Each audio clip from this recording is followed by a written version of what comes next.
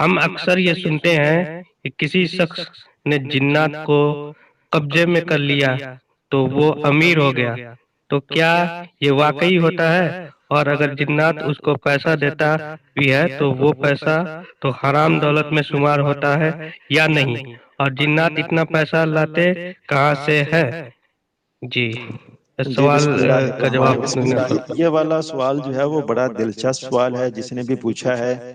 اس نے بڑا اچھا سوال کیا ہے۔ اچھا، اس حوالے سے نا ایک چیز جو ہے وہ یاد رکھنے والی ہے کہ جس طرح کے انسان آزاد ہیں اسی طرح جنات بھی آزاد ہیں۔ تسخیر کا مطلب ہے ان کو اپنے کنٹرول میں کرنا۔ اس حوالے سے میرے بھائیوں اور میری بہنوں، عرض یہ ہے کہ جنات کو تسخیر کرنا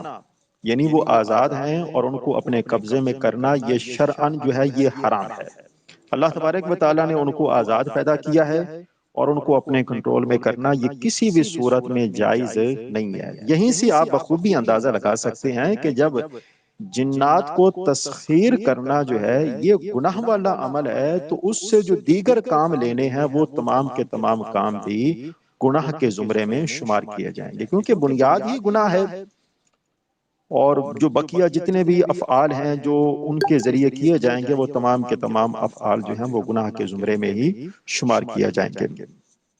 اچھا، دوسری اس کی حرام ہونے کی ایک اور وجہ یہ ہے کہ جنات جو ہیں یہ بڑے شریر بھی ہوتے ہیں،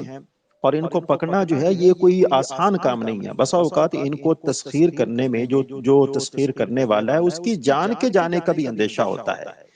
اسی وجہ سے شریعت مطہرہ نے جنات کو تسخیر کرنا جو ہے ان کو اپنے قبضے میں لینا یا کنٹرول کرنے سے ان کو منع فرمایا ہے۔ لیکن یہاں پہ ایک اور بات بھی ہے کہ ہم لوگ دیکھتے ہیں کہ بعض ایسے لوگ بھی ہیں کہ جن کے پاس جنات وغیرہ ہوتے ہیں، تو یہ اگر جنات خود بخود کسی کے پاس آ جائیں، خود بخود اپنے آپ کو ان کے حوالے کر دیں دین کی تعلیمات کے لیے، تو یہ اس بندے کی کرامت ہے۔ وگرنہ جنات کو کنٹرول کرنا، اور جنات کو کنٹرول کرنے کے بعد ایک نقصان یہ بھی ہے، ظاہر سی بات ہے جنات وغیرہ اگر آزاد رہیں گے تو وہ اپنی خوراک کا انتظام کر سکیں گے، لیکن اگر بندہ جو ہے ان کو اپنے قبضے میں لے لے گا تو قبضے میں لے لینے کی صورت میں اس کی خوراک کا انتظام جو ہے وہ کہاں سے کرے گا؟ اور اگر اسی عالم میں اگر وہ مر جاتا ہے، فوت ہو جاتا ہے، تو اس کا گناہ جو ہے اسی بندے کے حصے میں لکھا جائے گا۔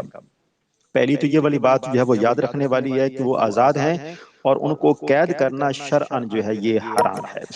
اور دوسری بات یہ کیونکہ اس میں ایک پہلو یہ بھی ہے کہ جنات کو ایذا دینا ہے، ان کو تکلیف دینا ہے، ذری سی بات ہے وہ رب العالمین کی مخلوق ہیں اور ان کو ایذا دینا جو ہے یہ شریعت مطہرہ جو ہے اس کا بالکل تقاضا نہیں ہے، بلکہ جہاں تک ہو سکے مخلوق خدا کے لیے بندے کو نفع مند ہونا چاہیے۔ اور جو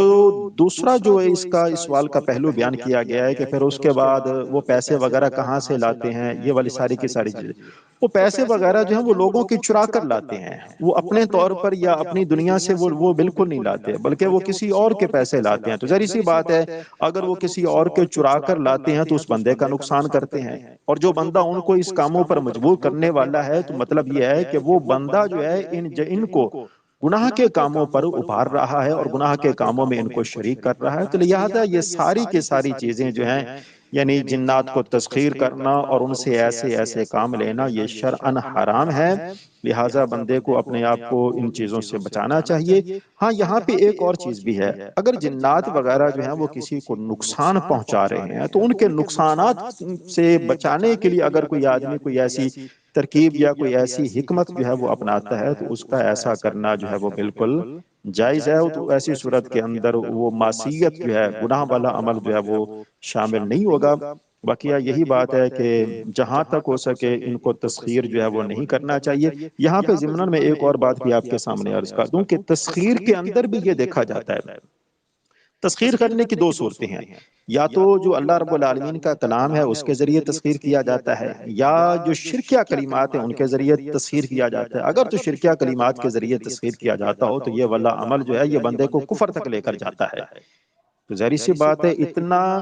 حساس معاملہ ہے اور اتنا نازک معاملہ ہے، تو بندے کو اس معاملے کے اندر جہاں تک ہو سکے اپنے ایمان کی حفاظت کرنی چاہیے۔ واللہ ورسولہ اعلم بالصواب۔